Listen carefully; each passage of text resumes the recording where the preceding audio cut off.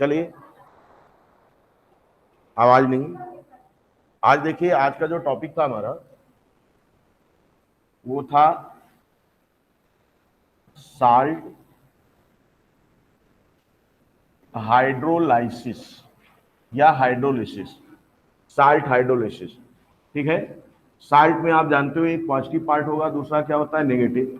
Positive part basically क्या होता है, मतलब कि ना मेटल का भी हो सकता है और मेटल का भी हो सकता है, ठीक है ना। तो साल्ट हाइड्रोलिसिस जब हम लोग पढ़ेंगे तो यहाँ पर हम लोग देखेंगे कि कितने प्रकार के साल्ट की हम लोग बात कर रहे हैं।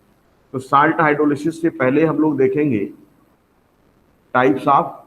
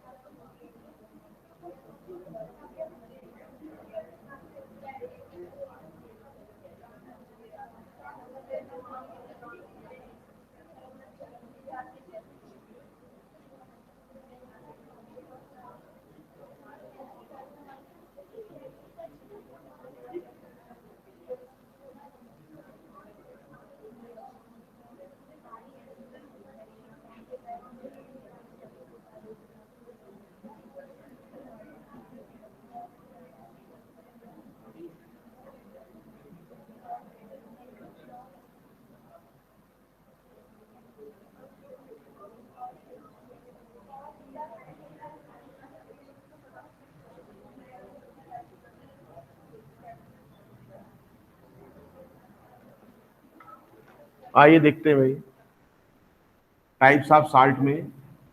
देखो फर्स्ट टाइप जो हम लोग देखेंगे वो हमारा होता है salt of weak acid and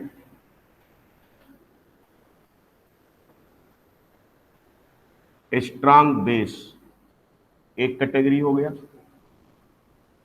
इसका अगर एग्जांपल आप देखो तो salt of weak acid, weak acid कोई भी ऑर्गेनिक एसिड ले लो, जैसे आपके एनसीईआरटी में CH3COOH को लिया गया, और कोई स्ट्रांग बेस जैसे आप ले लो NaOH। क्लियर? अगर इसको आप लेते हो तो ये आपका क्या हो जाएगा, देखो एसिड और बेस जब रिएक्शन करेगा तो साल्ट बनाएगा, तो ये H प्लस यहां से और OH माइनस यहां से, ये आपका रिमूव होगा और CH3COONA प्लस H2O आप दिखाओगे, ये प्लस ये माइनस। क्लियर? तो ये साल्ट किसका हुआ, ये साल्ट किसका हुआ, वीक एसिड और स्ट्रांग बेस का। स्ट्रांग बेस कौन सा था, ये। वीक एसिड कौन सा था, ये। दूसरी कैटेगरी अपने पास जो साल्ट की आएगी वो आएगा साल्ट ऑफ वीक अब जो है यहां पर स्ट्रांग एसिड कर लो आप, स्ट्रांग एसिड, और इसको क्या कर लीजिए आप, एंड वीक बेस। अमोनो बेस जितने होते हैं वो सब क्या होते हैं, वीक। और इस स्ट्रांग एसिड आपको लेना है तो जैसे आपने ले लिया HCl, देखो स्ट्रांग एसिड है ये, और इसका आपने रिएक्शन किससे करा दिया, NH4OH। ये आपका क्या है, स्ट्रांग एसिड, ये आपका क्या है, वीक बेस। अब जब न्यूट्रलाइजेशन रिएक्शन होगा इसका तो क्या होगा, H प्लस और OH minus again water remove करेगा और ये बन जाएगा NH4Cl प्लस H2O। अब बताओ ये क्या हो गया, ऐसे। इसका मतलब ये कौन सा साल्ट हो गया, वो आपका स्ट्रांग एसिड और वीक बेस का हो गया। ऐसे ही अपने पास कुछ और हम लोग देखेंगे। तीसरी कैटेगरी देखो साल्ट की कौन सी हो सकती है, हो सकता है दोनों वीक हो, यानी salt of weak acid and weak base. अब इसका भी एग्जांपल आपको याद रखना है कि ये कैसे बन सकता है।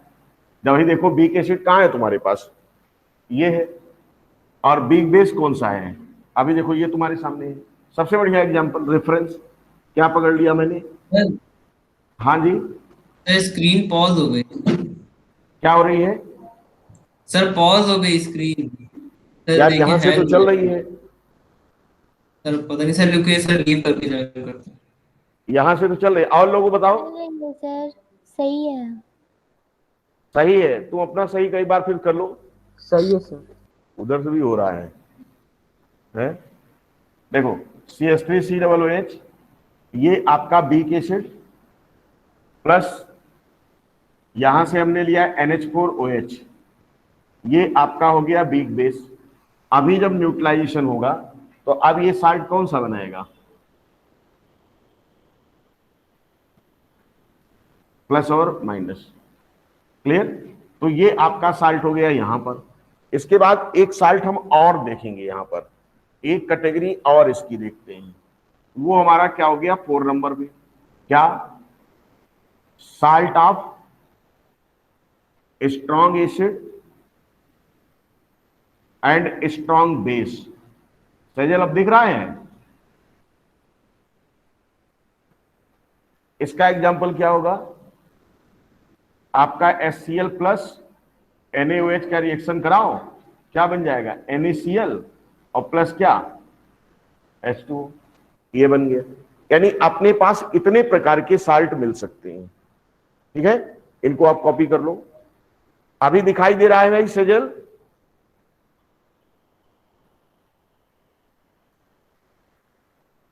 Something get wrong with Sejal.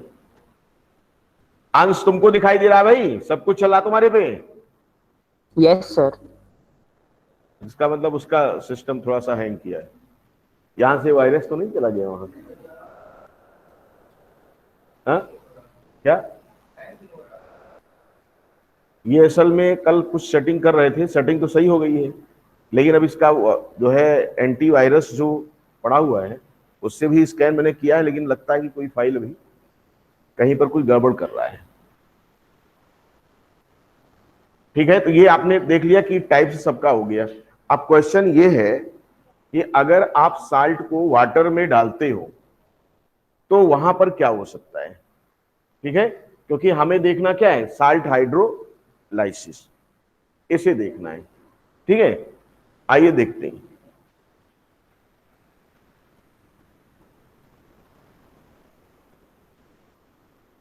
देखो, जो टर्म हाइड्रोलाइसिस है इसका मतलब होता है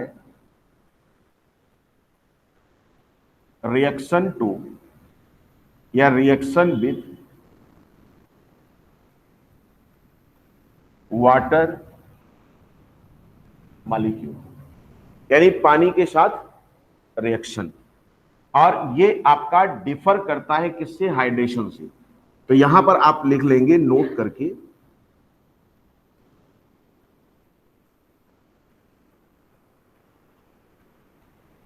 basically a particular ion get hydrated by water, that means do not reacts with water, पानी से वो रिएक्शन नहीं करती। फॉर एग्जाम्पल आप देख लो, Na प्लस था, अगर आप इसको H2O में ऑब्जर्व करो तो ये आपका क्या हो जाता है? Na प्लस एक्वस, यानी इसका कोई रिएक्शन नहीं होता है। और बेसिकली इसको हम लोग कैसे दिखाते हैं?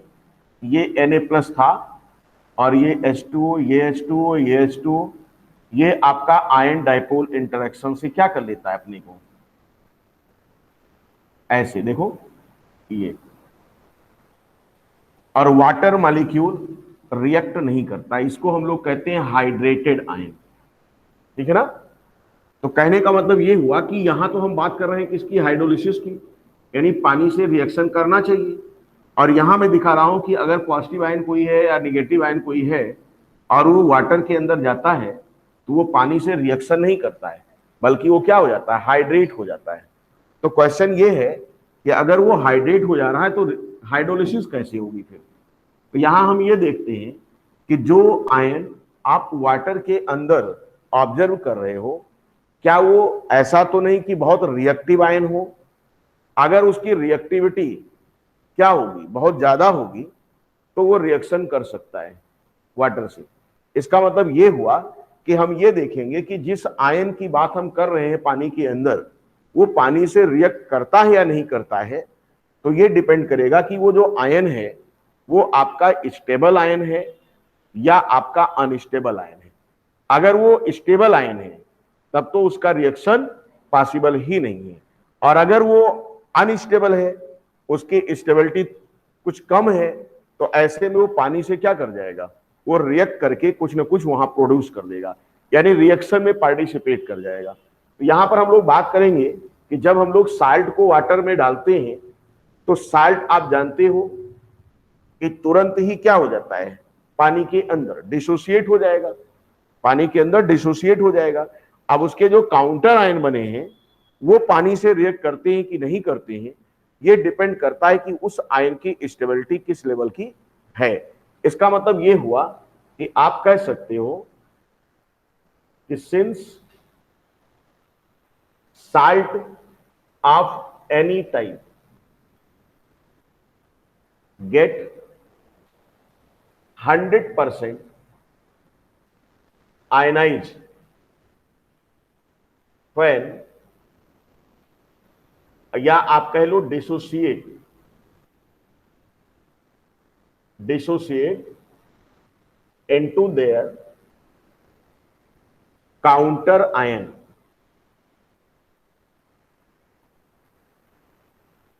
when dissolved in water। ठीक है ना, ये चीज आपको ध्यान रखना है कि साल्ट का मतलब यही हुआ कि पानी में डालोगे तो अपने काउंटर आयन में क्या हो जाएगा, 100% डिसोसिएट हो जाएगा। अब ये नहीं मैटर करता कि वो साल्ट किसका है, किस तरह का साल्ट, चाहे जैसा साल्ट होगा, पानी में क्या हो जाएगा, वो अपने काउंटर आयन में वो टूट जाएगा। अब क्वेश्चन ये है कि काउंटर आयन हाइड्रेट होगा या काउंटर आयन पानी से रिएक्ट करेगा, ये डिपेंड करता है क्या, उसकी स्टेबिलिटी पर, यानी वो आयन कितना रिएक्टिव है इस पर डिपेंड करेगा। तो आप कह सकते हो कि काउंटर आयन जो है, काउंटर आयन, या ऐसे कर लो कि which counter ion get hydrated and which get hydrolyzed, this depends upon the stability of that ion। ये पॉइंट आपका बहुत ही इंपॉर्टेंट है। यानी कहने का मतलब ये हुआ कि साल्ट जब आप वाटर में लेके आओगे तो साल्ट किसी भी प्रकार का हो, वो पूरी तरीके से अपने काउंटर आयन में डिसोसिएट हो जाता है। क्योंकि आप जानते हो कि साल्ट में इलेक्ट्रोवैलेंट बॉन्ड है और इलेक्ट्रोवैलेंट बॉन्ड आपका वाटर में रुकेगा ही नहीं, खट से क्या हो जाएगा, वो ब्रेक कर जाएगा। अब क्वेश्चन ये है कि जो आयन हमारे वाटर में इनके टूटने से मिल रहे हैं वो पानी के अंदर हाइड्रेट होंगे या पानी से रिएक्ट कर जाएंगे, ये इस बात पर डिपेंड करेगा कि उनकी स्टेबिलिटी किस लेवल की है। तो क्वेश्चन ये है कि जब हम स्टेबिलिटी की बात करते हैं तो हम देखेंगे कि साल्ट केटाइन प्रोड्यूस करेगा और क्या प्रोड्यूस करेगा, एनाइन, यानी पॉजिटिव प्रोड्यूस करता है और नेगेटिव प्रोड्यूस करता है। तो पॉजिटिव या नेगेटिव की स्टेबिलिटी हम लोग कैसे कंपेयर करें, तो हम यहां पर ये देखेंगे कि क्योंकि ये टॉपिक हमारा हाइड्रोलिसिस का है, तो जब साल्ट के दो पार्ट हम देखेंगे तो एक हो सकता है कि दोनों के दोनों हाइड्रेट हो जाएं, या हो सकता है दोनों के दोनों हाइड्रोलाइज हो जाएं, या हो सकता है एक हो दूसरा ना हो, इस तरीके से। तो यहां पर हम लोग जब बात करेंगे तो उसको हम एग्जाम्पल से समझेंगे। जैसे अगर हम लोग बात करते हैं इसकी, सपोज करो हमने कहा कि salt of weak acid and strong base, अगर हम इसको लेते हैं, ठीक है ना, तो यहां पर आप अभी एक एग्जाम्पल पढ़े कि साहब ये वाला जो आपका था, ये वाला साल्ट जिसको आप बोलते हैं सोडियम एसीटेट, एसिटिक एसिड और सोडियम हाइड्रोक्साइड का साल्ट, तो ये आपका कौन सा एग्जाम्पल हुआ, यही हो गया। तो अब क्वेश्चन ये है कि इसको जब आप वाटर में डालोगे तो वाटर में डालने पर ये क्या बनाएगा, ये आपका फट से यहां पर CH3COO- बना लेगा और क्या बना लेगा, Na+ बना लेगा। ठीक है, Na+ बना लिया आपका। अब ध्यान से देखो आप कि यहां पर ये आपका नेगेटिव आयन है और ये क्या है, पॉजिटिव आयन है। जरा ध्यान से देखिए कि ये वाला जो था, ये आयन किसका पार्ट रहा होगा, यानी इसके चले जाओ कहां पर, आप इसके जाओ किस पर, इसके कांजुगेट एसिड पर। इसका मतलब अगर इसका कांजुगेट एसिड हम देख लें तो हमें मालूम चल जाएगा कि इसकी लेवल क्या होगी। तो ये बेसिकली आया कहां से है, CH3COOH से। अब जरा ध्यान से देखो, क्या ये एसिड आपका स्ट्रांग था, ये तो आपका वीक एसिड था, जितने ऑर्गेनिक एसिड थे वीक एसिड है। अगर वीक एसिड का ये कांजुगेट बेस था, ये तुम्हारा क्या है, ये कांजुगेट बेस ही तो है। जरा बताओ कि अगर एसिड वीक है तो कांजुगेट बेस क्या होगा, स्ट्रांग होगा। बोलो हाँ या ना। आप ध्यान समझो, स्ट्रांग का मतलब मोस्ट रिएक्टिव, स्ट्रांग का मतलब अनस्टेबल। आप कह सकते हो ये स्ट्रांग है, इसका मतलब क्या होगा, फर्दर रिएक्शन में जाएगा। इनकी तुम जरा बात करो, ये महोदय क्या है, ये आए हैं कहां से, NaOH से आए हैं, और NaOH आपका क्या था, स्ट्रांग बेस था। तो ये क्या हो जाएगा, कांजुगेट एसिड होगा। और ये कांजुगेट एसिड कैसा होगा बोलो, वीक होगा। मैंने ये बोला था कि जब साल्ट को पानी में आप डालोगे तो वो अपने काउंटर आयन में टूट जाएगा, टूट गया।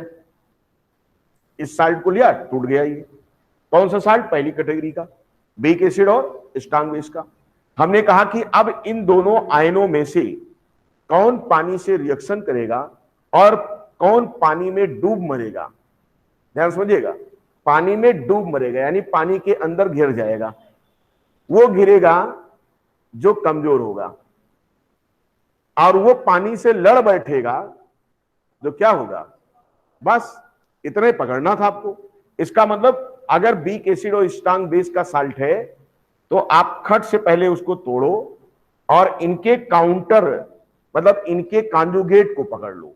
कांजुगेट जैसे पकड़ोगे अपने आप क्लियर हो जाएगा कि ये स्ट्रांग है या ये क्या है, वीक है।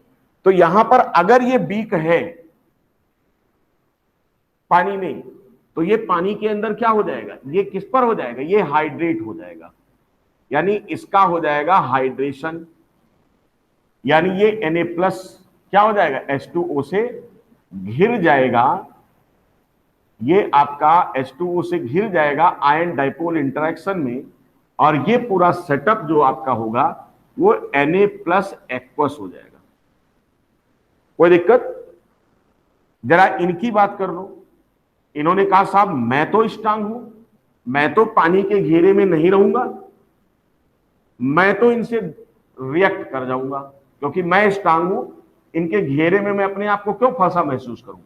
तो ये वाला आयन जो होगा वो आपका क्या हो जाएगा, ये आपका हो जाएगा हाइड्रोलाइज्ड।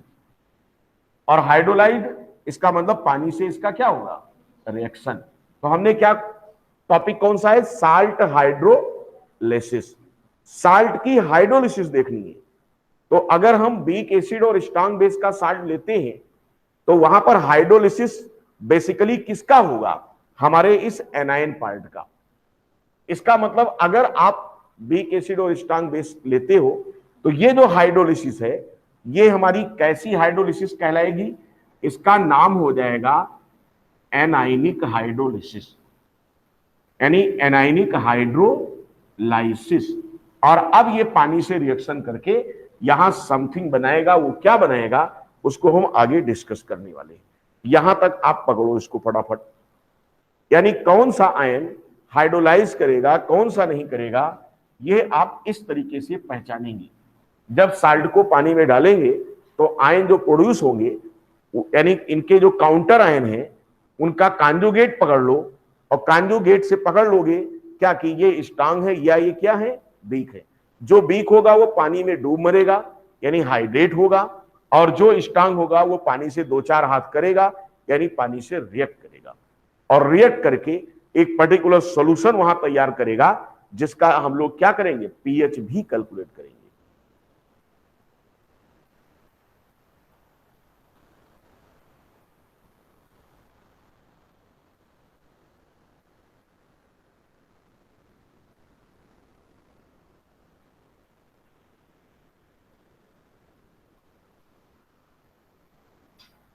कर लिया। अब देखो इसको जब हम लोग देखेंगे तो जरा इसको देखिए हाइड्रोलिसिस कैसे होगी, यानी एनायनिक हाइड्रोलिसिस हो रही है। पूछा जाता है कि अगर साल्ट ऑफ बीक एसिड और स्ट्रांग बेस का हाइड्रोलिसिस आप देखते हो तो इसका दूसरा नाम क्या होगा, बोलेंगे एनायनिक हाइड्रोलाइसिस, क्योंकि एनायन हाइड्रोलाइज करेगा।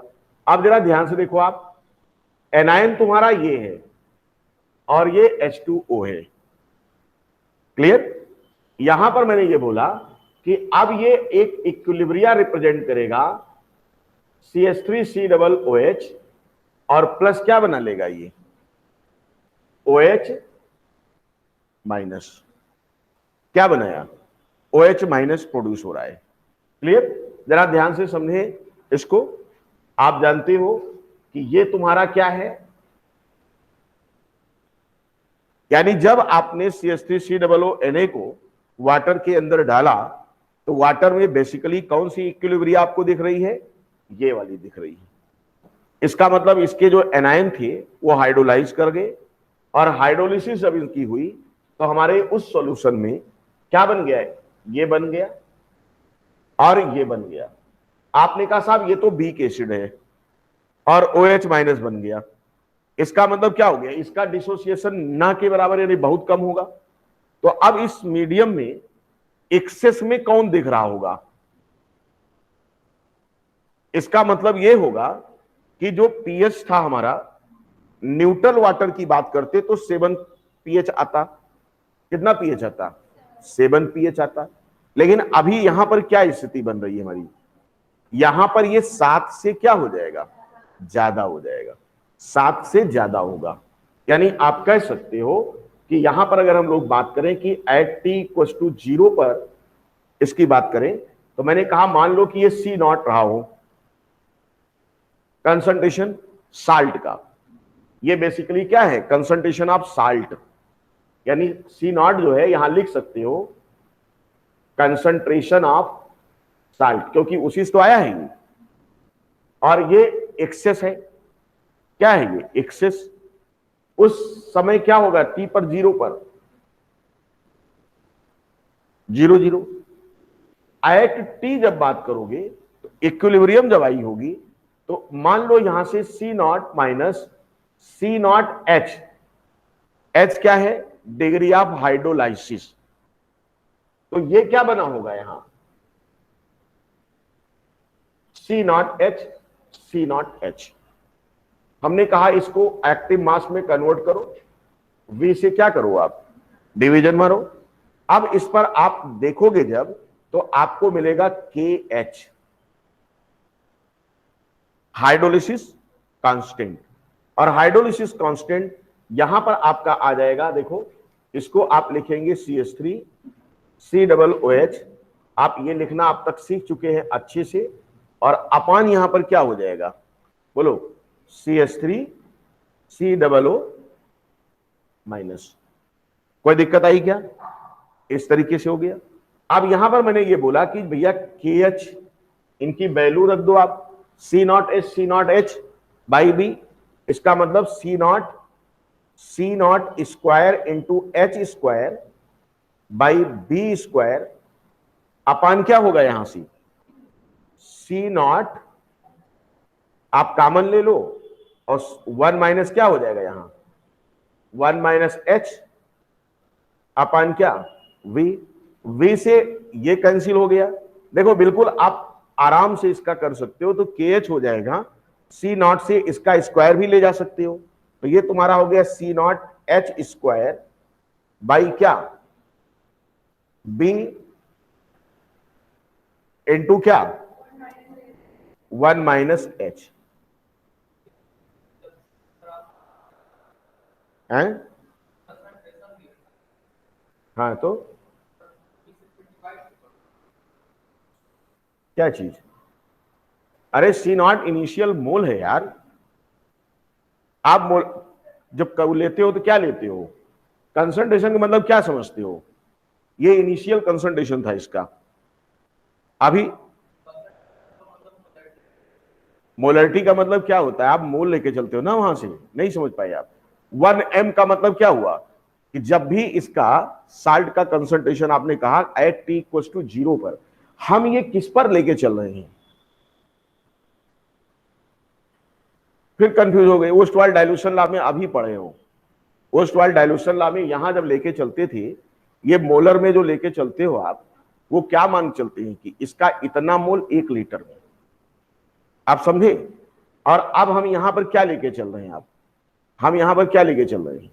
हम यहां पर ये लेके चल रहे हैं कि जो हमारा पानी है, पानी में जब हमने डाला तो बेसल का जो बर्तन का जो वो था बालूम वगैरह, वो कितना था। हम यहां से बी को नेग्लेक्ट करके नहीं चलेंगे, क्योंकि हम ये इक्विलिब्रियम पर लेके चल रहे हैं। अगर 1 होगा तो कैंसिल हो जाएगा, अगर 1 नहीं हुआ तो बालूम कुछ वहां पर आएगा, क्योंकि पीएच वगैरह में तभी तो कंसंट्रेशन, बाद में हम लोग इसको जब रिलेशन निकालते हैं तो वहां आता है, लेकिन वहां हमें जाने की जरूरत नहीं है, क्योंकि इतना डिटेल हमारे कोर्स में है ही नहीं है। ठीक है, तो ये आप जैसे करते आए वैसे करिए, नहीं तो फिर गलत हो जाएगा। और वैसे भी इसको पूछेगा नहीं, क्योंकि तुम्हारे इसमें है नहीं। ठीक है, तो यहां से आपका क्या हो गया, सीधे सीधे 1 माइनस एच को 1 मानिए, और ये हो जाएगा के एच इक्वल टू क्या हो जाएगा, सी नॉट इंटू क्या हो जाएगा, एच स्क्वायर बाई बी हो जाएगा। ठीक है, ये मोल होता है। ठीक है, यानी मोल पर लीटर, क्योंकि हम जानते हैं कि अगर जैसे आप कहते हो number of moles in 1 litre, तो मोलरिटी का टर्म वहां पर आ जाता है।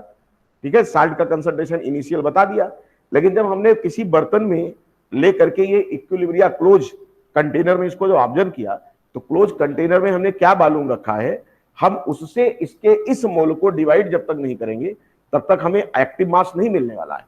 हम एक्टिव मास की बात कर रहे हैं। और अब ये हो जाएगा के एच इंटू बी, यानी सेम उसी तरीके से चलेगा, आप डेरिवेशन कर सकते हो। तो यहां से सॉल्व जब करोगे तो K H into B equal to क्या हो जाएगा, एच स्क्वायर, एच आप निकाल लो, अंडर रूट क्या, 1 मिनट यहां पर और भी होगा, ये आपका सी नॉट भी होगा, सी नॉट, तो एच आपका क्या हो जाएगा, K H into B upon C not, ये डेरिवेशन आपको मिलेगा।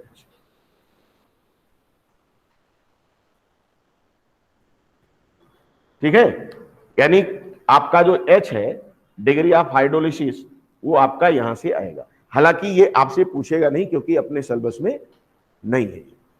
आप दूसरी चीज देखो, जो सॉल्यूशन होगा वो कैसा होगा, उसका पीएच क्या 7 आएगा या 7 से कम आएगा? एनालिसिस सिर्फ आपको करनी है, 7 से हमेशा ज्यादा आएगा। क्यों?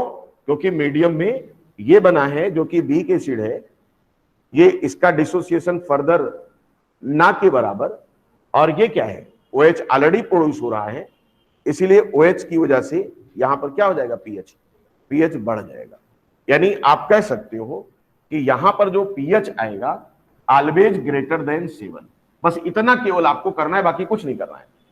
यानी आप लिख सकते हो क्या कि पीएच ऑलवेज ग्रेटर देन 7, यानी नेचर कैसा हो जाएगा, वो नेचर कैसा होगा सॉल्यूशन का, बेसिक होगा। यानी जब साल्ट वीक एसिड और वीक बेस का, सॉरी वीक एसिड और स्ट्रांग बेस का हाइड्रोलाइज करेगा, तो ऐसे में पीएच क्या हो जाएगा, 7 से ज्यादा बन जाएगा। क्लियर? अब इसके बाद देखो, इसी तरह दूसरी भी एनालिसिस कर सकते हो, और वहां भी पीएच आपको बता सकता है वो कि क्या हो सकता है। देखिए नेक्स्ट हम लोग चलते हैं, दूसरा देखो, यहां पर गेस करो क्या होगा अगर आपका ये साल्ट किसका हो, साल्ट ऑफ, अभी वीक एसिड लिया था मैंने, हमने कहा स्ट्रॉन्ग एसिड ले लो एंड वीक बेस ले लो। आप देखो इस पर जब आओगे तो तुम्हारे पास बढ़िया सा एग्जांपल कौन सा है, अभी देखिए एसिड कैसा होना चाहिए, वीक, इसका मतलब मैंने ये ले लिया, एसिड स्ट्रांग होना चाहिए, तो हमने HCl ले लिया, और क्या ले लिया, NH4OH ले लो। इन दोनों से जो साल्ट तैयार हुआ वो आपका NH4 प्लस Cl- होगा।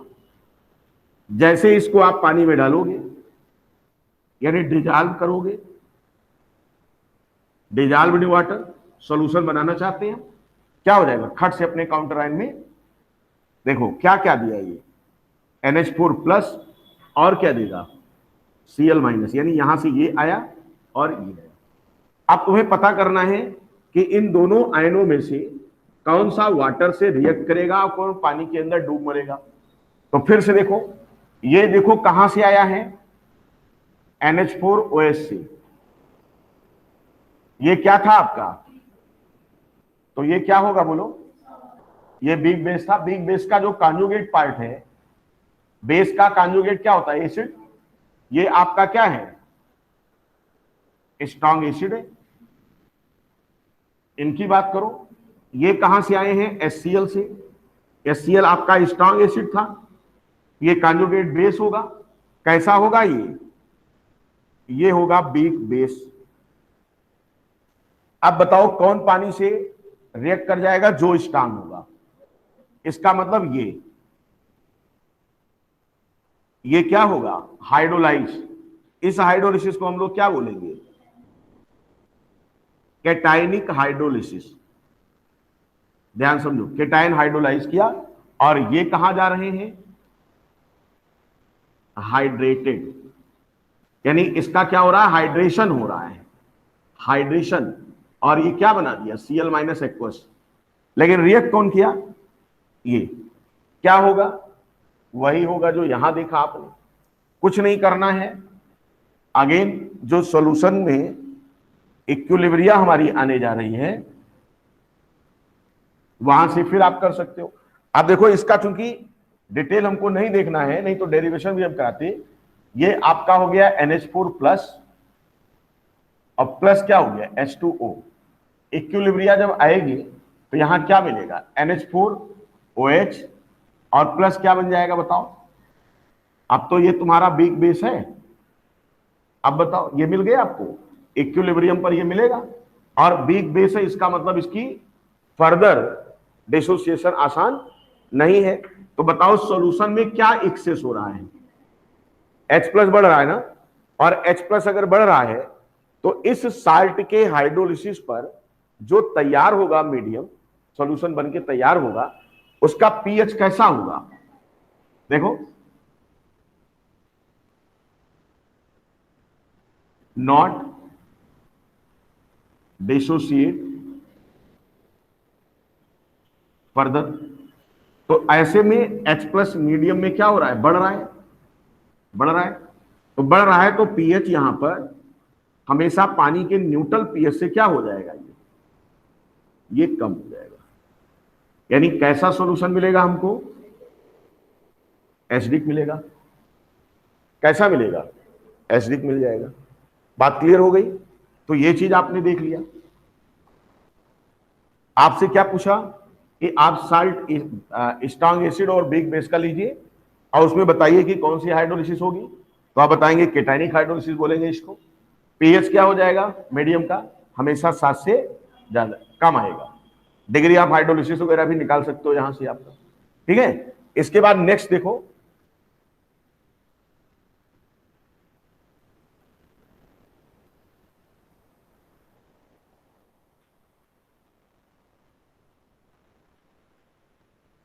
दूसरी चीज देखो आप। नेक्स्ट अगर हम लोग बात करते हैं तीसरे में, तो हमने कहा साल्ट किसका है, वीक एसिड का एंड वीक बेस का। अब देखो इसका एग्जांपल कैसे मिलेगा आपको। इसको जब आप देखोगे तो अभी आपके सामने था ये वाला, देखो अभी मैंने लिखाया था ये प्लस, ये क्या हो गया, जरा देखो जब इसको डिजॉल्व करोगे तो ये वाटर में जब जाएगा पानी के अंदर तो किसमें किसमें टूटेगा,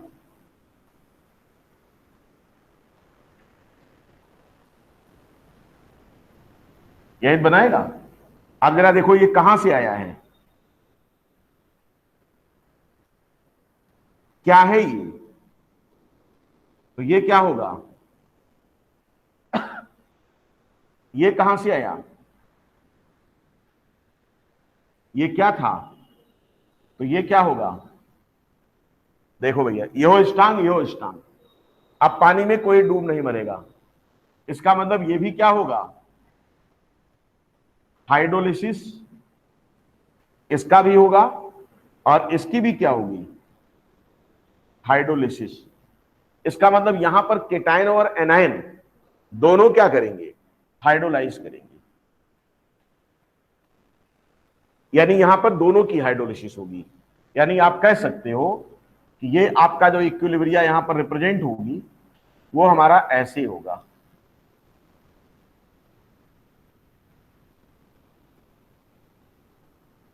ये इक्विलिब्रिया आने वाली है क्या, प्लस NH4OH। अब क्वेश्चन ये है कि ये दोनों वीक हैं, ये भी वीक है और ये भी वीक है, ये बेस है और ये एसिड है। तो क्वेश्चन ये है कि पीएच क्या होगा, क्या ये एग्जैक्ट 7 पे जाएगा? नहीं, ये 7 से कम भी हो सकता है और 7 से ज्यादा हो सकता है।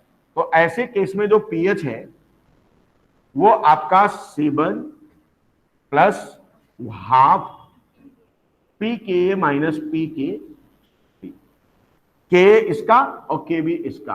अब देखो अगर ये डिफरेंस पॉजिटिव आया तो पीएच 7 से ज्यादा हो जाएगा, और पॉजिटिव कब होगा? पीकेबी से क्या हो, ज्यादा हो, तो पीएच 7 से ज्यादा हो जाएगा। और अगर ये वाला कम हुआ, ये ज्यादा हुआ, तो 7 से क्या हो जाएगा, कम हो जाएगा। इसका मतलब यही एक फार्मूला है जिसे हमें ध्यान में रख के चलना है। यानी 7 plus 1/2 with in bracket pKa minus क्या, pKb। किसके लिए? आपके इसके लिए। बाकी और में पीएच कैलकुलेशन आपको नहीं सीखना है क्योंकि वहां पर पीएच वगैरह की जरूरत नहीं है। दूसरी चीज, आपको KW, K और KH में क्या पूछता है? रिलेशनशिप पूछता है।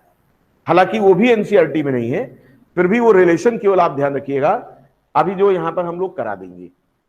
ठीक है, कि जब आपका जो है एनायन हाइड्रोलिसिस हो रही है तो वहां पर क्या रिलेशनशिप आएगा, और जब आपका बेस मतलब केटायनिक हाइड्रोलिसिस है तो वहां क्या मिलेगा, और जब आपका केटायन एनायन दोनों की हाइड्रोलिसिस हो रही है तब रिलेशनशिप क्या होगा। ठीक है, तो यहां पर केवल नोट कर लेंगे, उसको ध्यान रखेंगे, बाकी वो आएगा नहीं। और पीएच का एनालिसिस हमने आपको करा दिया कि कैसे यहां पर अब होगा।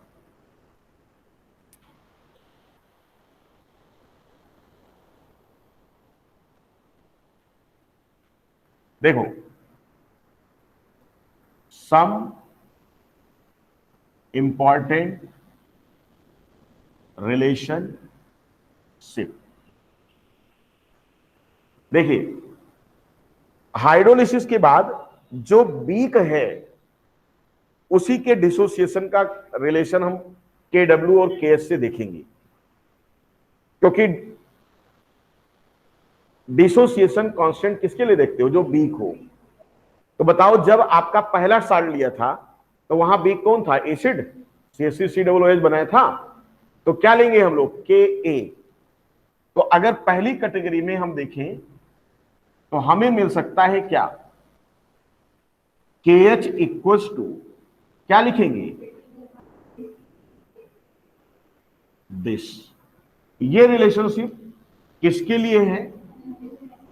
ये आपका है एनाइनिक हाइड्रोलिसिस के लिए, जहां पर जैसे पहले वाले में CH3COOH मिला था तो उसका ये क्या है? डिसोसिएशन कांस्टेंट की वैल्यू है। और KW तुम्हें मालूम है, KW की वैल्यू तुम्हें मालूम है कि 10⁻⁻14 होता है। उसे अगर आप K से डिवीजन कर दोगे तो आपको KH मिल जाएगा, और जब KH मिल जाए तो आप क्या निकाल सकते हो? क्या निकाल सकते हो? ये KH था या कि KS था? KH। H क्या होता है? Degree of hydrolysis. जब आपको KH मिल जाए तो डिग्री ऑफ हाइड्रोलिसिस वाले फार्मूले से आप वहां से भी जा सकते हो, लेकिन उतना डेरिवेशन आपको नहीं पूछेगा। अब दूसरा देखो, सेकेंड हम लोग अगेन देखते हैं KH इक्वल्स टू क्या? हमने कहा KW। अब बताओ दूसरे प्रकार में क्या लेते हैं हम लोग? KB। ये रिलेशनशिप कहां होल्ड करेगा? ये होल्ड करेगा केटाइनिक हाइड्रोलिसिस वाले में। ठीक, यानी कौन सा? वीक बेस और स्ट्रांग एसिड वाले में। अब तीसरा रिलेशनशिप क्या हो सकता है? हमने कहा दोनों हाइड्रोलाइज करें, तो के एच इक्वल टू के डब्ल्यू अपान क्या होगा, बताओ, कोई टेंशन है क्या? याद रखना कितना आसान है। जैसे वहां पर के डब्ल्यू और उसमें हमने बताया नहीं था अलग अलग, तो वहां पर क्या मिलता था आपका, अरे उसमें रिलेशनशिप कराया नहीं था, के इंटू के डब्ल्यू इक्वल टू क्या, के एच नहीं, के डब्ल्यू के इंटू के बी इक्वल टू क्या, बस। तो ऐसे आप यहां पर ध्यान रखिएगा। तो साल्ट हाइड्रोलिसिस आपका क्या हो गया, कंप्लीट हो गया। अब इसके बाद हम लोग दूसरा देखते हैं क्या, वो हमारा होता है बफर, क्योंकि बफर की प्रॉब्लम हमारे इससे कंफ्यूज कर देती है कि सॉल्यूशन बफर कब माना जाए।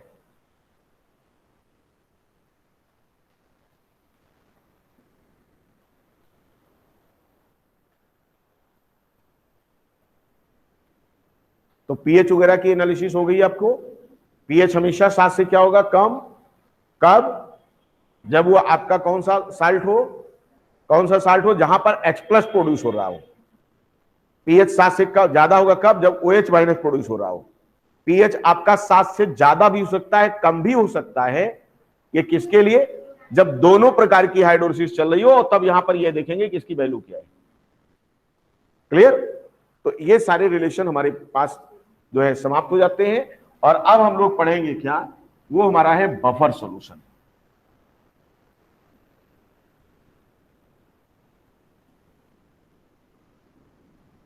देखिए,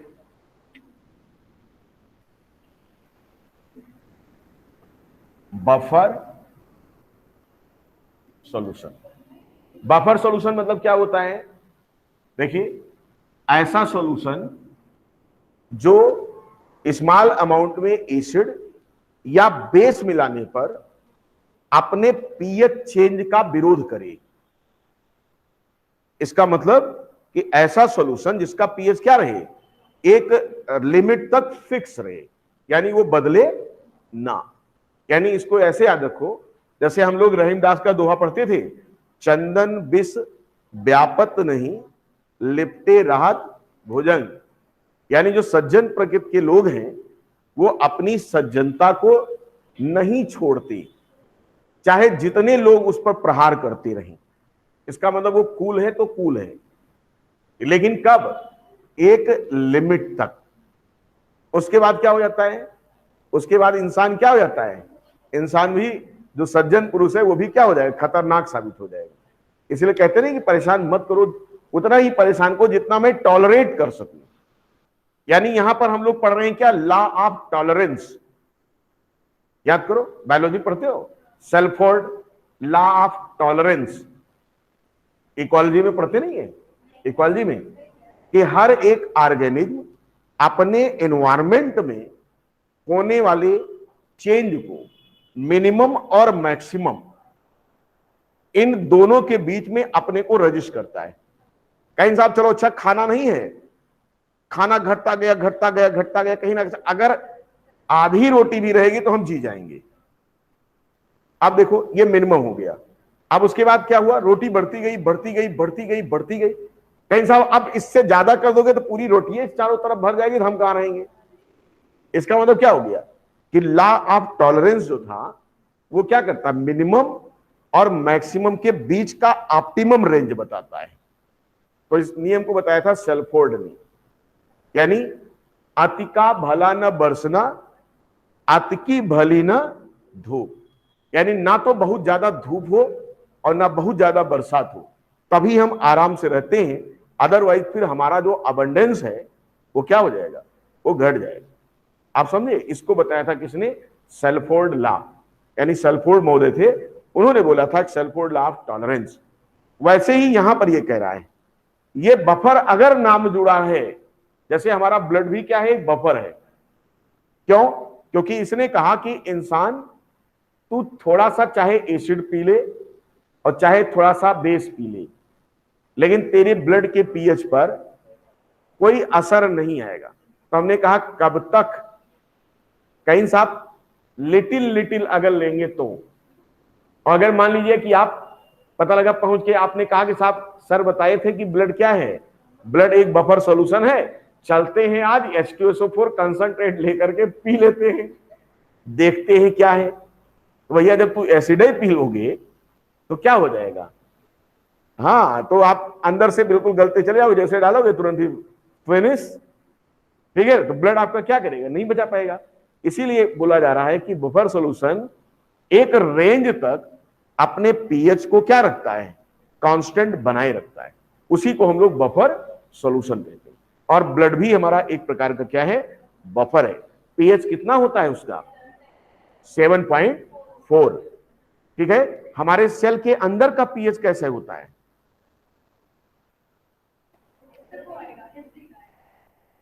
ये सेल है, ये सेल है, और ये इसका ईसीएफ है।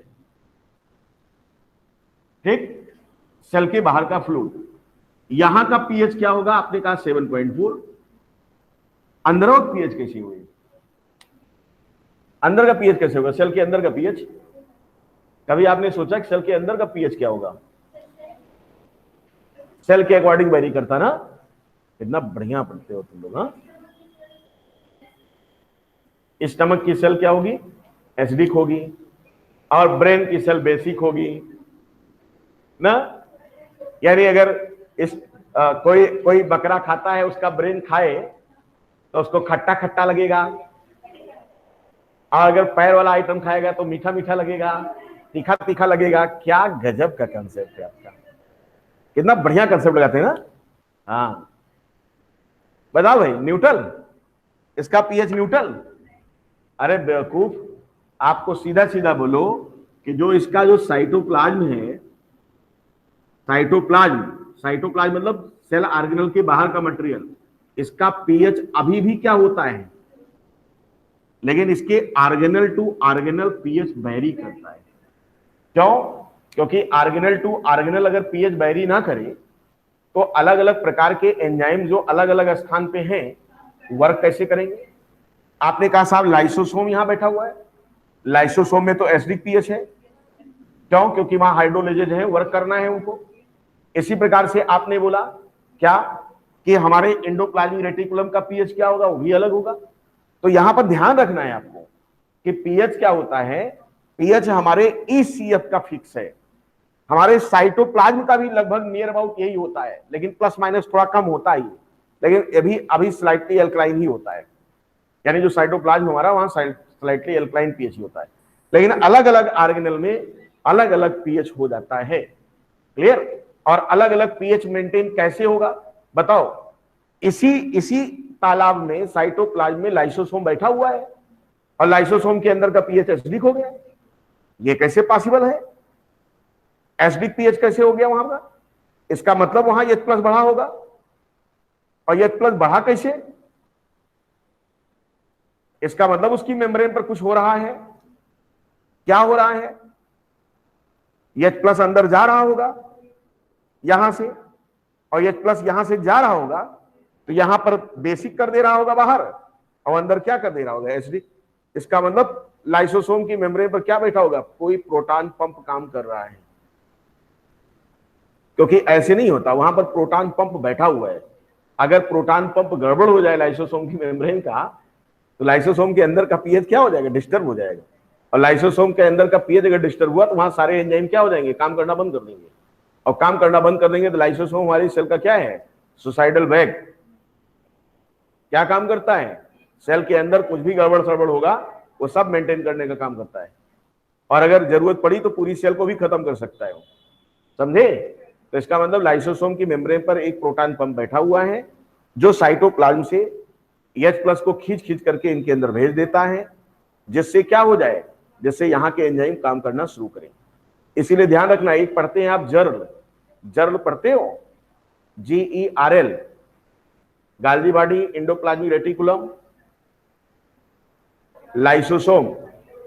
सिक्रेटरी पाथवे नहीं पढ़ते हो? सिक्रेटरी पाथवे, सिक्रेटरी पाथवे मतलब प्रोटीन कहीं भी बने, अगर उसको बाहर जाना है, मेम्ब्रेन पे जाना है, कुछ भी जाना है, तो कौन सा रूट फॉलो करता है? पहले एंडोप्लाज्मिक रेटिकुलम में जाता है, वहां पर ग्लाइकोजाइलेशन होता है, फिर वो पहुंचता है, रिलीज होता है कहाँ? गाल्गी बॉडी के स्पेस पर। गाल्गी बॉडी से कहां जाता है? लाइसोसोम, और यह जहां भी जाना होगा वहां जाए। क्लियर?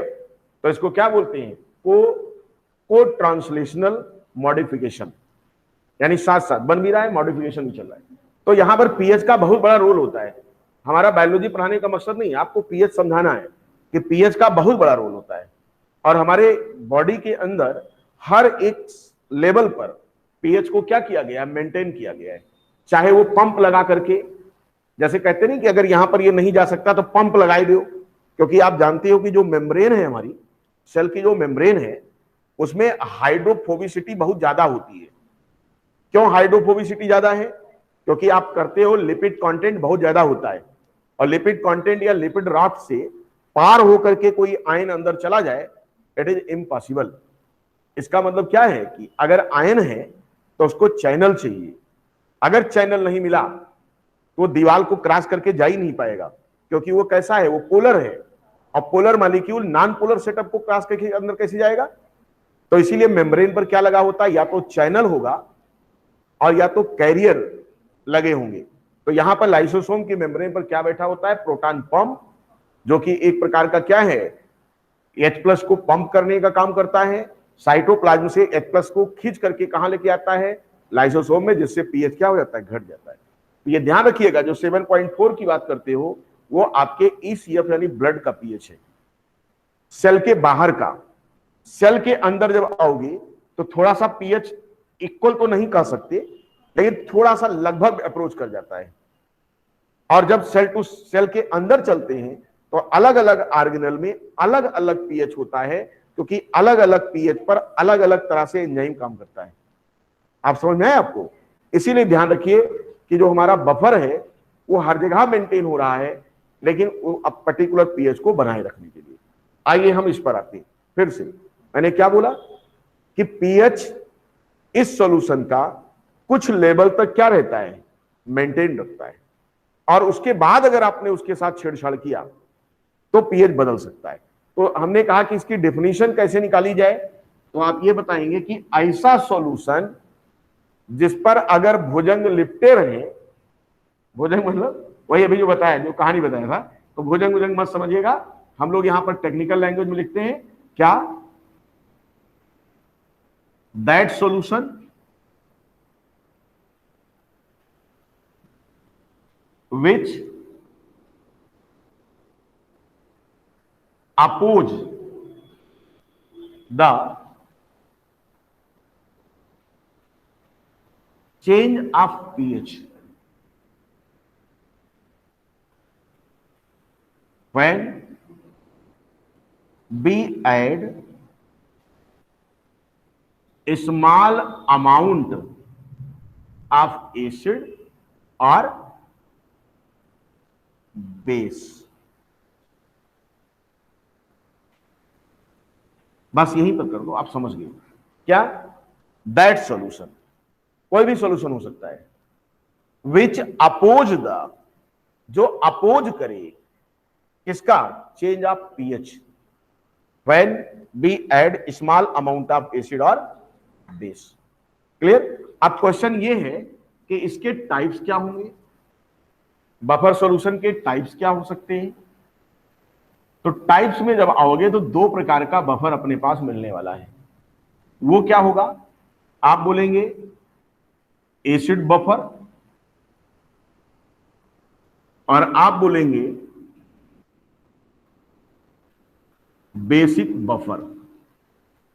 एसिड बफर जो होगा, देखो इसके नाम से पकड़ो आप, एसिड बफर क्या होता है। तो इसकी डेफिनेशन आप यहां करेंगे क्या? जिसका नाम पहले आए वो वीक होगा। आप कह सकते हो mixture of weak acid and salt of this weak acid to strong base. बस इसका मतलब मिक्सचर किसका? वीक एसिड का, और साल्ट किसका हो? इसी वीक एसिड का किसी स्ट्रॉन्ग बेस से। तो क्या हम इसका एग्जांपल समझ सकते हैं? बिल्कुल समझ सकते हैं आप। जैसे आपने कहा वीक एसिड होना चाहिए, आपने कहा सबसे बढ़िया वीक एसिड हम लोग सिरका पकड़ते हैं, विनेगर। आपने कहा साहब ये ले लो आप। फिर मैंने कहा कि क्या ले लिया जाए। आपको मैंने कहा अब क्या लिया जाए, आपने कहा साहब इसी का साल्ट ले लो स्ट्रांग बेस से, तो हमने कहा देखो ये ले ले। अब देखो ये हमारा, ये चीज जो आपका है ये हमारा क्या होगा, ये आपका एसिड बफर होगा। अभी न्यूमेरिकली भी प्रूव करेंगे, क्योंकि कभी कभी यहां से क्या हो जाएगा, कंफ्यूजन भी आएगा। यानी ये जो सॉल्यूशन होगा, अगर हमारे CH3COOH प्लस CH3COO Na का मिक्सचर हो और इसका सॉल्यूशन अगर हम तैयार कर दें, तो जो सॉल्यूशन बनेगा वो हमारा एसिडिक बफर हो सकता है। कोई डाउट? एक मिनट बच्चों।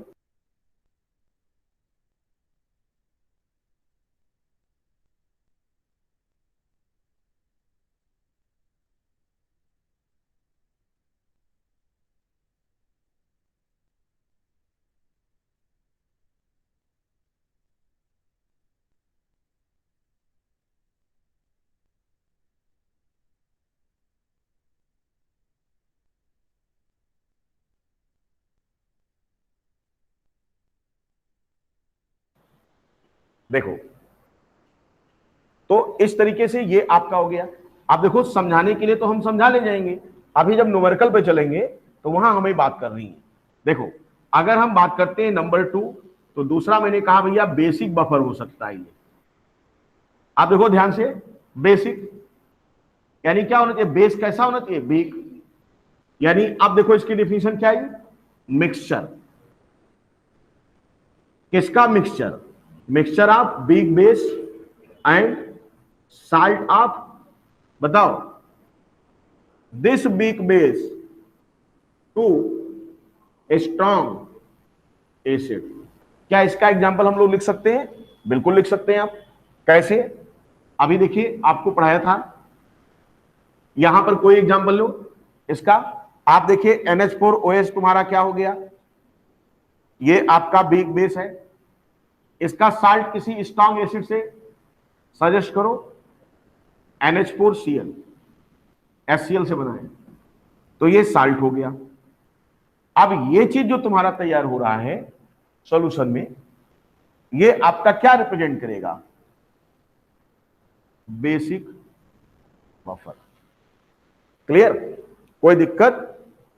इस तरह से यहां पर हम लोगों ने ये काम किया। आगे चले।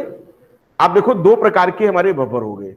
इन्होंने कहा कि अगर हमारे में आप बाहर से एसिड या बेस मिलाओगे तो हमारे पीएच पर कोई असर नहीं पड़ेगा। तो पहली बात तो यहां पर हम लोग देखें कि इसकी बफरिंग मैकेनिज्म होती कैसी है, यानी कैसे ये अपने पीएच को मेंटेन कर लेता है। ठीक है, आइए हम लोग देखते हैं इसको कैसे होता है। यानी बफरिंग मैकेनिज्म देख लीजिए इसकी, या बफरिंग एक्शन।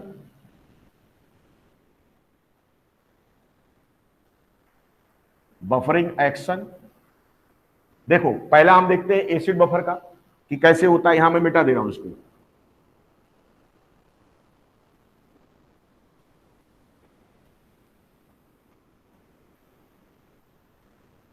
देखिए, पहला हमने कहा कि फर्स्ट आप डिस्कस करिए एसिड बफर का, ये कैसे अपने पीएच को रजिस्टर करता है। तो हमने कहा चलो देखते हैं भाई।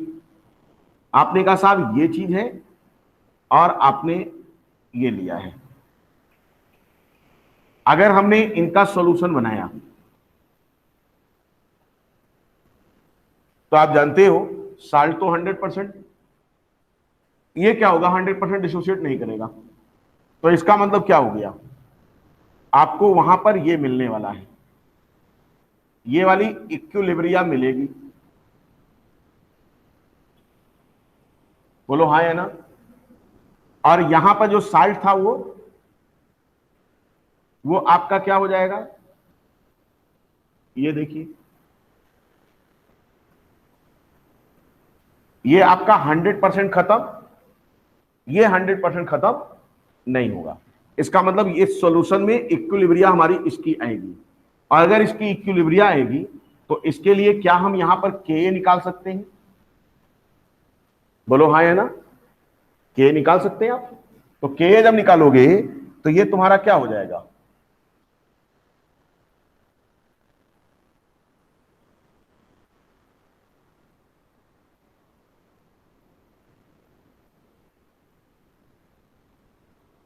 यही तो आएगा। ये अमाउंट जो है CH3COO माइनस, ये किसका मान के चलेंगे हम लोग, अभी कॉमन आयन इफेक्ट पढ़े हो आप,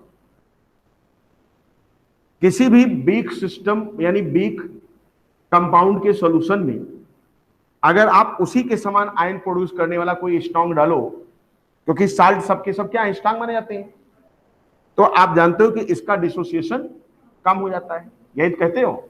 इसका मतलब ये चीज जो आप लेके चल रहे हो, ये बेसिकली किसका कंसंट्रेशन होगा, ये साल्ट का होगा। क्यों? क्योंकि उसके कंपैरिजन में ये ना के बराबर है, बहुत कम है। तो अब आपके इस सॉल्यूशन में ये वाली इक्विलिब्रिया एग्जिस्ट कर रही है, इसमें हमारे एसिड बफर में यही चीज तो मिल रहा है कि हमारा क्या होगा, फिक्स होगा इसका, तभी तो पीएच वगैरह फिक्स है। अब क्वेश्चन ये उठता है कि अगर मान लीजिए कि आप क्या करते हो, इफ बी ऐड, मान लो इसमें हमने एसिड डाल दिया, add small amount of HCl। अब जरा ध्यान से देखो HCl क्या है, HCl 100% डिसोसिएट हो जाएगा और H प्लस प्रोड्यूस करेगा, और H प्लस प्रोड्यूस करेगा तो इसकी वजह से ये क्या होगा, बढ़ेगा, बोलो हाँ या ना। और अगर ये बढ़ेगा तो ये बढ़ेगा, इसका मतलब K चेंज हो जाएगा। क्या K चेंज होता है? जब तक आप टेम्परेचर नहीं बदलोगे तब तक K पर तो कोई असर नहीं होने वाला है। तो अब जरा ध्यान से देखो कि अगर आपने इसको मिलाया है तो होगा क्या, यहां पर क्या होगा, यहां पर आपका ये बढ़ेगा तो ये बढ़ सकता है, जो कि बढ़ेगा नहीं।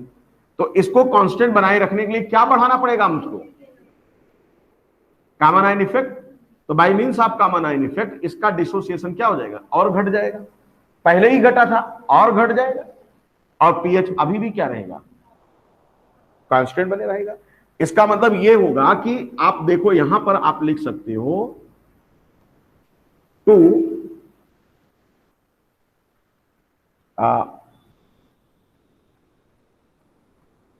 prevent the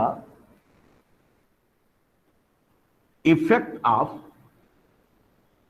increased H plus on Ka, ठीक है। The dissociation of CH3COOH decreases, यानी ये फटाफट एक्सेस H को लेकर के क्या बना देगा, ऐसे इधर चलेगा, क्योंकि इक्विलिब्रिया क्या करती है, अपोज करती है, आप जानते ही हो, ली चैटेलियर प्रिंसिपल। और यहां पर ये किसकी वजह से है, आप कह सकते हो कॉमन आयन इफेक्ट, या कॉमन आयन आप नहीं करो, कह सकते हो कॉमन आयन इफेक्ट, कोई दिक्कत नहीं, क्योंकि H प्लस तो कॉमन था ही। कॉमन आयन इफेक्ट की वजह से CH3COOH का क्या हो जाएगा, डिसोसिएशन कम हो जाएगा, और अभी भी Ka पर कोई असर नहीं पड़ेगा। अब जैसे मान लो हमने कहा अभी तो आपने एसिड मिलाया था भैया, हमने कहा जरा बेस मिला के देखो, अगर बेस मिलाओगे तो OH माइनस प्रोड्यूस होगा, OH माइनस प्रोड्यूस होगा तो इसको खा पी करके खत्म कर देगा, H प्लस को डिक्रीज करा देगा, और H प्लस को डिक्रीज कराएगा तो ये फिर क्या हो जाएगा, ये घटने लगेगा। हमने कहा घटना नहीं चाहिए, अब किसको बढ़ाना पड़ेगा, इसका मतलब डिसोसिएशन फास्ट हो जाएगा। इसका मतलब या तो एसिड मिलाओगे इसमें तो वीक एसिड का डिसोसिएशन कम हो जाएगा, तब के कांस्टेंट, और अगर आपने इसमें स्मॉल अमाउंट में बेस डाल दिया तो वीक एसिड का डिसोसिएशन फास्ट हो जाएगा, तब के कांस्टेंट होगा। यानी हर परिस्थिति में लड़ने के लिए क्या है, हमारा ये मिक्सचर तैयार है कि साहब एक बार अगर मैंने अपना पीएच फिक्स करा, एक बार कमिटमेंट अगर मैंने कर दिया तो मैं किसी की सुनता नहीं हूं, लेकिन कब तक, जब तक कि बड़का बप्पा ज्यादा ना हो जाए। मान लिया जाए आप ठेले पे जा रहे हो, ठेले जा रहे हो, ठेले जा रहे हो, स्मॉल अमाउंट नहीं डाल रहे हो, कहीं साहब अच्छा रुको देखती कितना, कहीं भैया एक लिमिट है हमारी, उससे ज्यादा करोगे तो दिक्कत तो हो ही जाएगी फिर। तो यहां पर अब अगर आप क्या करते हो, मैं यहां पर मिटा दे रहा हूं, इसको आप इतना बना चुके होंगे, मैं थोड़ा सा लिखता हूं कि अगर आप बेस डालते हो, if we add small amount of NaOH, ये देखो तो NaOH क्या हो जाएगा 100%, ये देखो ये क्या करेगा, this decreases the H+ in solution, क्योंकि H+ से रिएक्ट करके पानी बनाना शुरू कर देगा, और ऐसी कंडीशन में क्या होगा, to resist the change in Ka, क्या हो जाएगा, डिसोसिएशन ऑफ, क्या हो जाएगा, इंक्रीजेस। बात क्लियर समझ में आई आपको कि अब CH3COOH का डिसोसिएशन फास्ट हो जाएगा, तब पीएच आपका क्या रहेगा, मेंटेन रहेगा, यानी Ka को हमें बदलने नहीं देना है, बस इतना आपको ध्यान रखना है। क्लियर। अब आइए ऐसे ही बफर एक्शन उसका देख लो, बेसिक की उसकी मैकेनिज्म कैसे चलती है। एक मिनट बच्चों,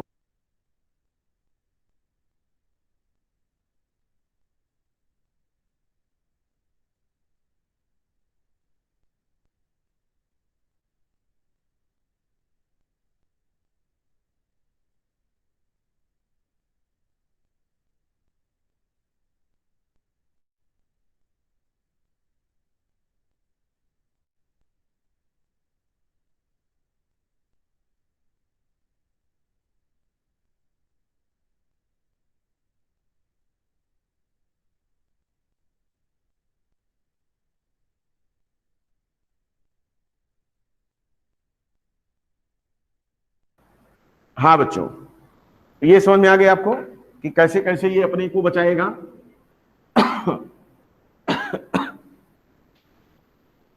देखिए ये topic competition point of view से कितना इंपॉर्टेंट है, ये मैं एक्सप्लेन नहीं कर सकता हूं, इसीलिए इक्विलिब्रिया क्या है, बहुत बड़ा टॉपिक था ये। अब देखो अगर हम देखें कि बफर एक्शन किसका, बेस का बताओ।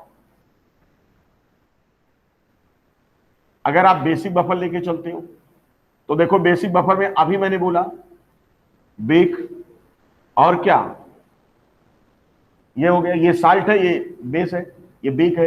अब देखो अगर इनका सॉल्यूशन ऑब्जर्व करते हो आप, इसका सॉल्यूशन लेते हो तो सॉल्यूशन में क्या क्या देखने को मिलेगा आपको, सॉल्यूशन में आपको ये तो इक्विलिब्रिया रिप्रेजेंट करेगा, देखो NH4+ और OH-,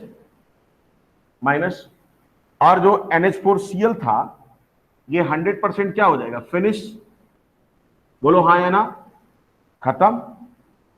तो इक्विलिब्रिया किसके लिए डिसाइड होगी, इसके लिए। यहां पर अब हम क्या लिख सकते हैं बताओ, क्या हम इसके लिए Kb लिख सकते हैं, Kb कैसे आएगा, NH4+ OH- अपान बोलो क्या, कांस्टेंट हमेशा कांस्टेंट रहेगा।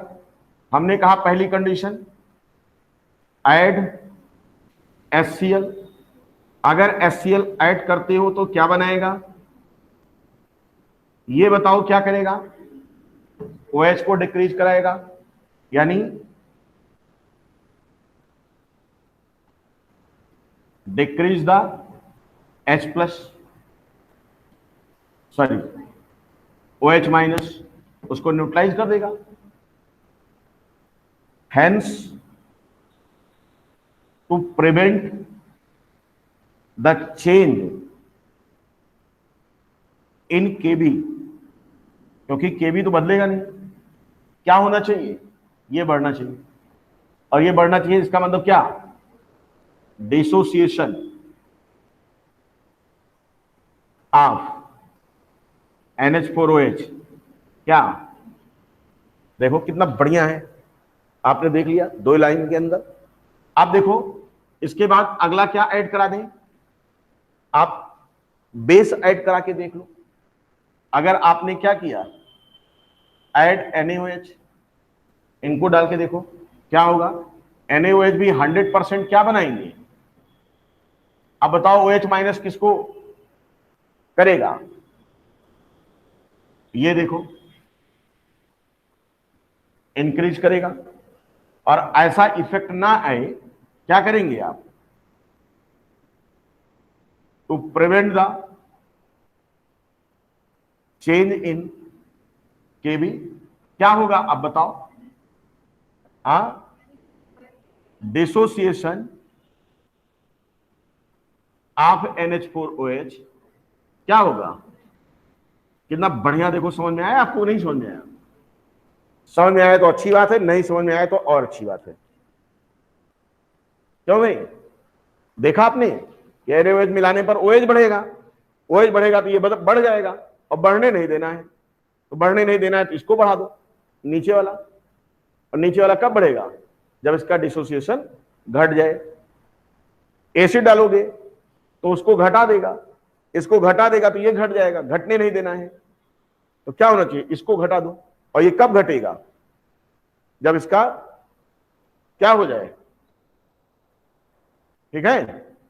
तो इस तरीके से आपका जो है बफर एक्शन आपने समझ लिया कि कोई भी बफर सॉल्यूशन अपने पीएच को या के की या के उसकी वैल्यू को कैसे मेंटेन रखता है, और ब्लड भी हमारा यही काम करता है।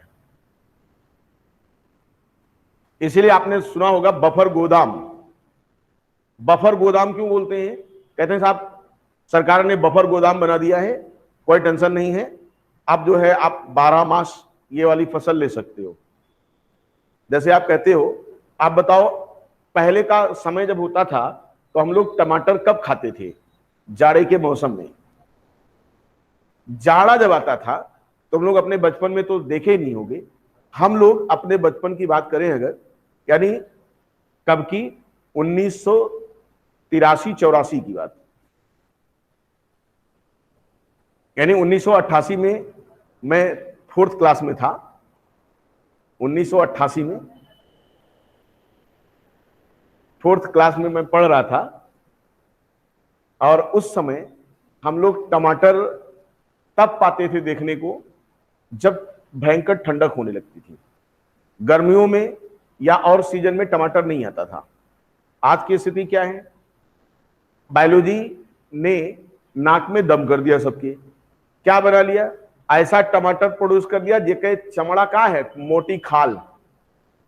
आप टमाटर देखो, पहले वाले टमाटर जो देसी आते थे उनको 3 दिन रख दो तो पिलपिला हो जाते थे, उनकी चमड़ी क्या होती थी, पतली होती थी, अब वो खत्म हो जाता था, सड़ जाता था।